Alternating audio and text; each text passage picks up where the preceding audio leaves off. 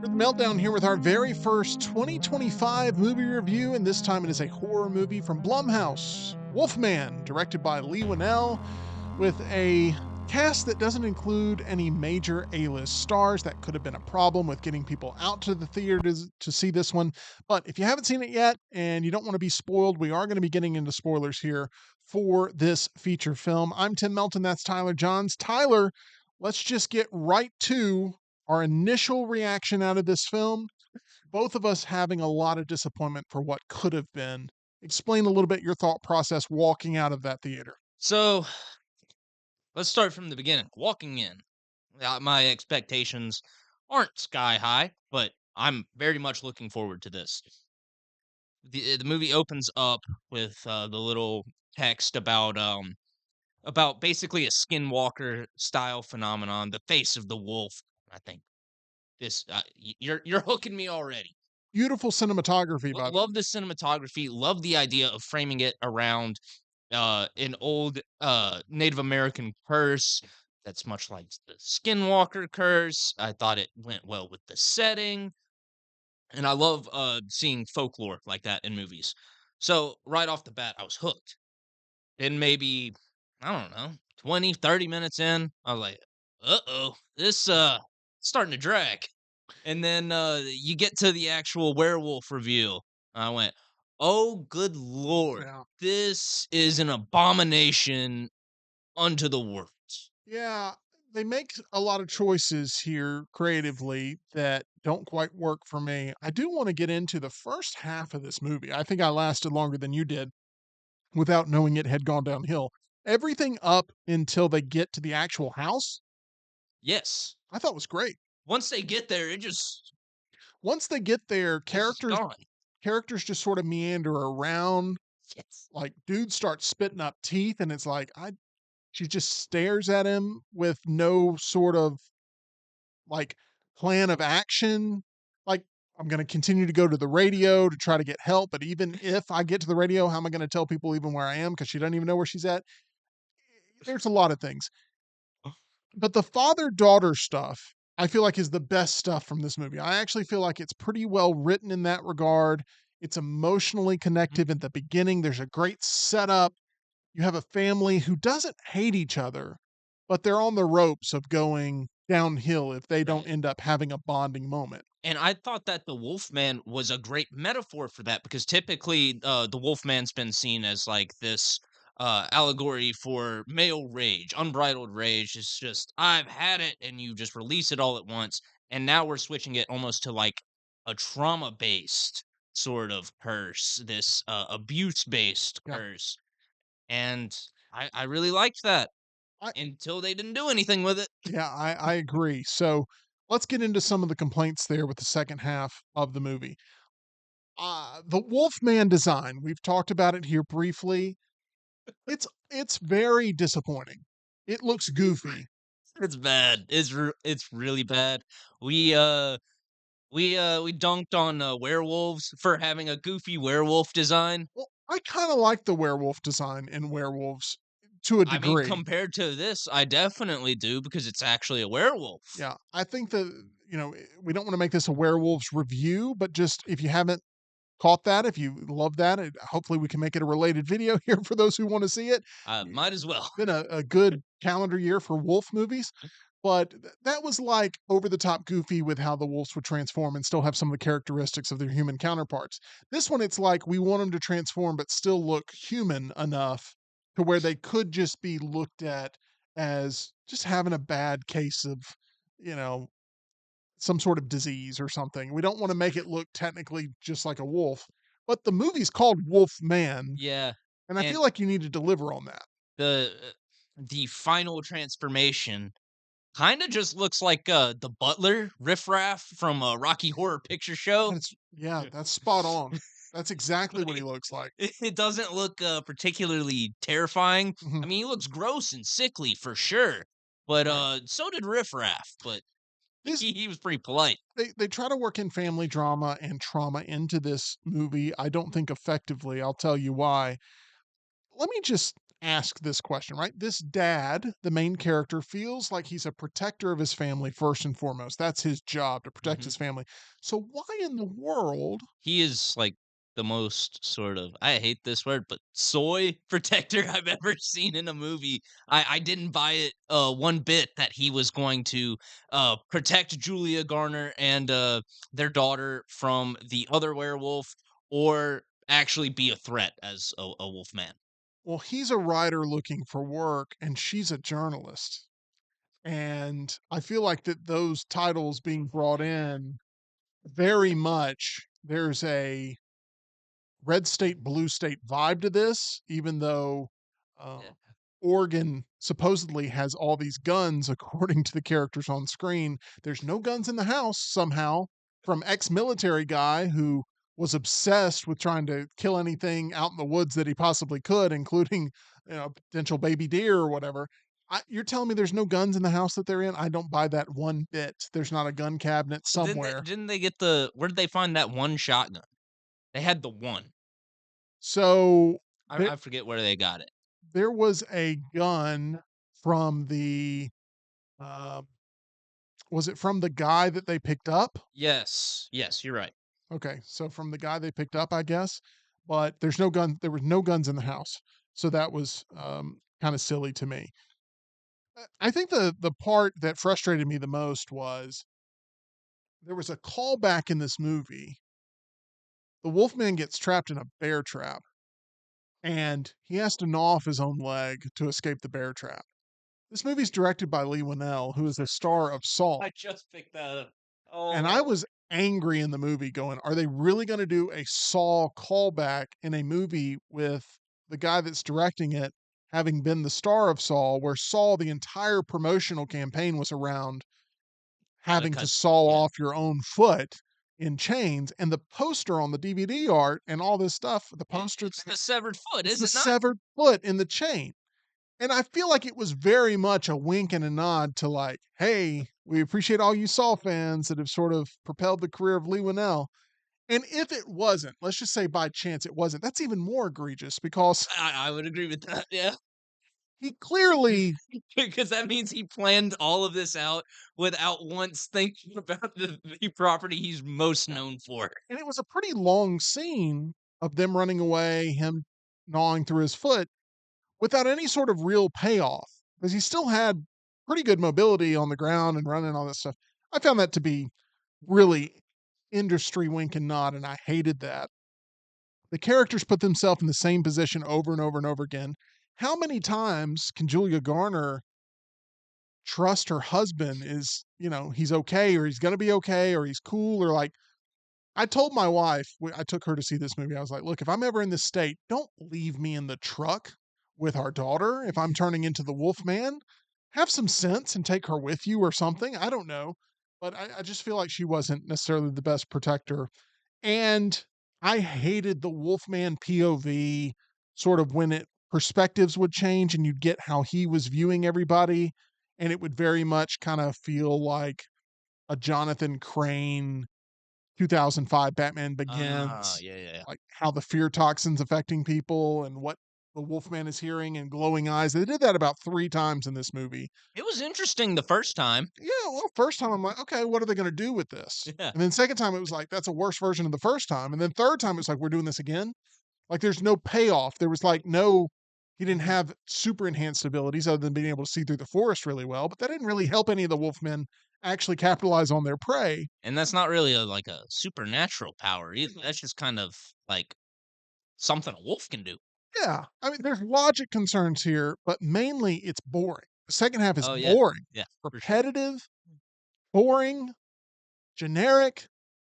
Like there's just not a lot going on. Milk toast. Milk toast, there's no deep, real thoughts, or I don't even feel like the material that was set up in the first gets paid off in a really profound way. I didn't like the ending. I thought it was kind of strange. Like she really didn't want to kill him. And I understand that. We see that in almost every zombie movie ever. Right? There's an emotional connection. Yeah. You remember the person that there was, and you don't want to kill him off. But in the same sense, he's now he's begging to be killed, and she still won't do it. And her daughter's at risk this whole time. We've seen studies about how mothers will go to any length to protect their daughter or whatever. No wonder the daughter favors the dad. Yeah, yeah, no wonder at the beginning of the movie, she's just like, "I don't know if I know how to hang out with our kid. Yeah, I don't know if she likes me." yeah. Well, no wonder, no wonder, No wonder you won't take no care wonder. of You business. see this snarling, not werewolf next to your daughter and don't think, "I should probably shoot this thing." Yeah. I'm also, if the dad was really his whole core motive, which he said over and over and over again, his Uh-huh. number one job was to protect his family, especially his daughter.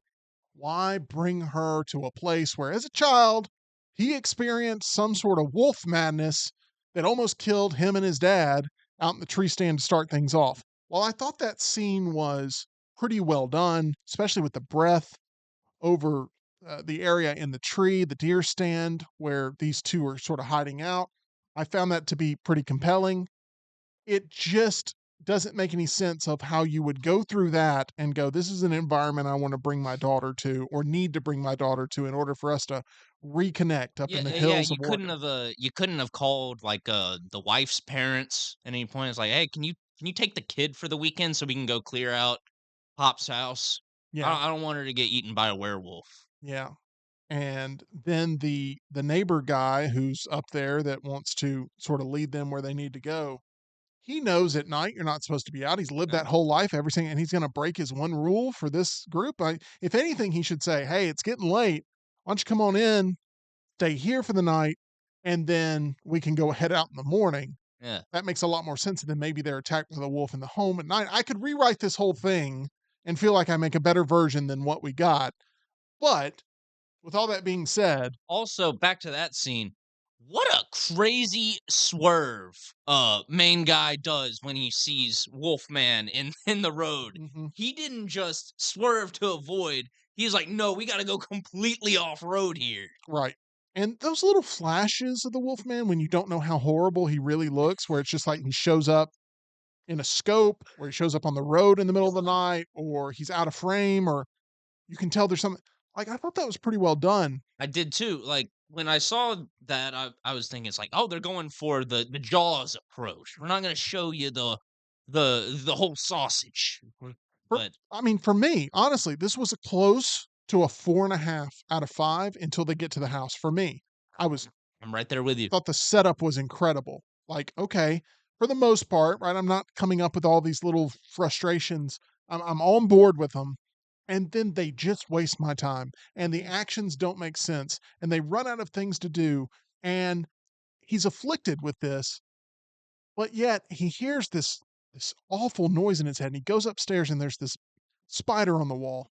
And it's just this awful spider. And it's just driving him insane because he can hear it so profound. And then he's just like, all right, never mind. And he leaves. We don't go back to that gimmick at all the rest of the movie. Not only do we not go back to the gimmick, he doesn't even kill the spider.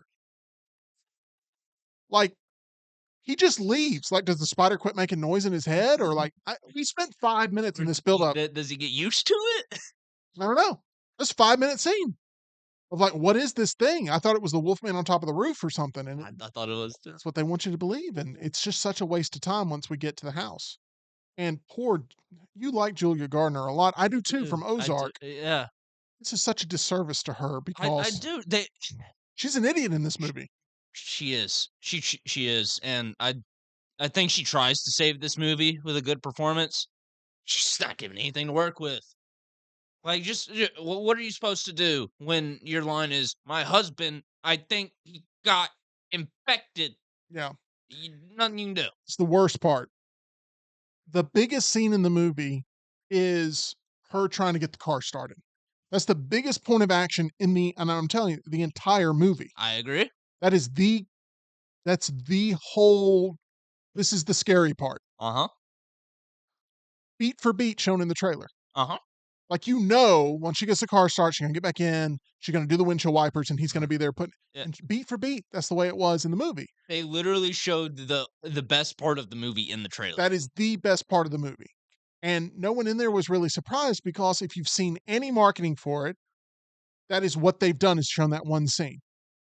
So this movie had no surprises to it other than, well, what does the Wolfman look like? They've held That's that the back. worst surprise. Not good. Oh, it was awful. Yeah, It was awful. not good. So this movie had nothing up its sleeve, and other than a really bad infection that we all wanted to gnaw away. And I don't think I can give this movie more than a 2.5 out of 5, and that is being gracious. But I really did like a lot of the buildup. I loved the first half of this movie. I've never haven't experienced lately a movie that loses so much momentum as this one does, other than maybe, and this is for horror fans that kind of know what I'm talking about, The Substance. Mm. It's a perfect movie until the third act, and then it starts taking some big swings. This movie's the opposite. It didn't take enough big swings. It's a For me, it was a perfect movie going into the half, and then second half didn't score a single point. I mean, it was a rough watch there at the second half of this. So I can't even recount to you all the different movements the characters made in the second half because they flow together. I don't know what sequence they were in. You could pretty much splice and dice them every single place. I hated the fact that his father was the Wolfman that was now chasing him. How long did it take you to pick up on that?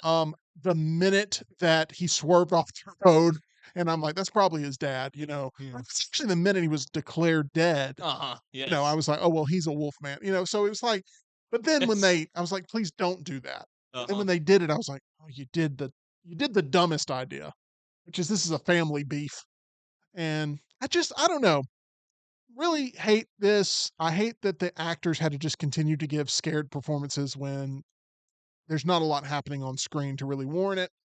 2.5 out of 5 for me. Are you still at the 2.5 mark, Tyler? Yeah, I mean, I'm tempted to go even lower to 2, out of 5, but it just feels like a disservice to the cinematography and the fact that I actually think that this movie has good bones. I think better Wolfman design, don't make it repetitive in the second act, and clean up some of the writing. I think other than that, you got a pretty solid horror movie. Because one gripe I've had about a lot of horror movies lately is that they will shoehorn in these family drama subplots. Mhm. We need the daughter to like Sting. We need by the end of the movie, we need a giant spider to get a girl and her stepdad both closer personally and in their professional life because the stepdad's also her illustrator and whatever. This movie, I think the family drama subplot sets itself up to be solved naturally by the story. The mom and the dad, they're not doing well in their marriage. So the daughter's kind of like, kind of like being with dad more. I'm not sure about mom. Dad turns into the wolf man. Well, that just opens up the opportunity for the mother-daughter bond to become strong. Yeah. I think that's simple. It's great. It solves itself. But then they just don't do anything as far as character development after the first half hour of the movie, Yeah. and that's when I just feel cheated. Also, are we going by the rule that the Wolfman, the only thing that kills him is the silver bullet, and that's what ended up killing him? Was a S silver bullet? Like, I'm asking because I don't know. I might be able to give you a rule if he looked more like a wolf man. he was biting through his own flesh. He'd lost limbs. He Yeah. bled all over the place, but we're saying that the single bullet killed him. I guess we're going with the silver bullet mentality here, and that just happened to be, but it wasn't really explained. There's no lore set up with No. this. It's not a setup for anything because it is a complete story, and it's just a familial drama set with the Wolfman template. And there's a lot of, people want to crap on the Benicio del Toro Wolfman for playing it too close to the source material, maybe, or too close to its period that it's set in, and maybe that alienates some people. But there's a lot better Wolfman stuff in that movie than there is in this one. 1,000%. I'd say skip this one and just go back and watch An American Werewolf in London. I Mhm. think that's a much better werewolf movie It's than the this one. original Wolfman movie. The original, yeah, from 1941. In black and white. Yeah. I got so much more enjoyment rewatching that back in the Halloween season than I did Hmm. watching this. So, we're not high on the Wolfman movie here, which is just called Wolfman by Leigh Whannell. I think it's a little bit of a misfire, a little bit of gas running out of the tank. I know that there were, some production elements. This was supposed to be a 2024 movie for a long time. It got pushed. There's been some production hell associated with this, but I don't think it's going to leave anybody howling for more. See what I did there, Tyler? I wish I had a silver bullet. Yeah, well. That's what you need to get through this one. That's going to do it for our review of Wolfman. What'd you think? I mean, have we totally missed the mark? Is this one of the best movies that you've seen in recent memory in the horror genre, and we're just completely dunking on it? I mean, it's not an awful movie. It's a movie of wasted potential, in my opinion, and that can sometimes be the most frustrating. Will it go down as one of the worst movies of 2025? We'll have to see, but not a strong start here cinematically for the new year. I'm Tim Melton. That's Tyler Johns. Don't forget mybookie.ag. That's where you can bet on anything, anywhere, anytime at mybookie.ag. Make sure you use that promo code next round for that first time deposit bonus where you can bet on anything, anywhere, anytime, only at mybookie.ag. Make sure you're subscribed so you never miss a Meltdown movie review.